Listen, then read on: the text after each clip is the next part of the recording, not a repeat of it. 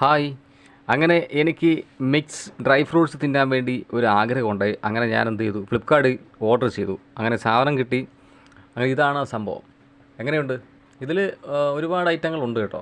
എന്തായാലും നല്ല ടേസ്റ്റ് ഉണ്ട്. ഞാൻ കഴിച്ചു നോക്കി. നല്ല ക്വാളിറ്റിയുള്ള ഡ്രൈ ഫ്രൂട്ട്സാണ്. ഇത് എനിക്ക് ഓഫറിന് കിട്ടിയതാണ് ഫ്ലിപ്കാർട്ടിൽ നിന്ന്. കുറച്ച് ദിവസം കൊണ്ടേ നോക്കുമായിരുന്നു. പക്ഷേ എന്തായാലും സംഭവം കൈ കിട്ടിയിട്ടുണ്ട്. ഇതിൻ്റെ വില, ശരിക്കുള്ള വിലയെന്ന് പറയുമ്പോൾ 1259 രൂപയാണ് ശരിക്കുള്ള വില. പക്ഷേ ഓഫറിന് കിട്ടിയത് 358 കിട്ടിയത്.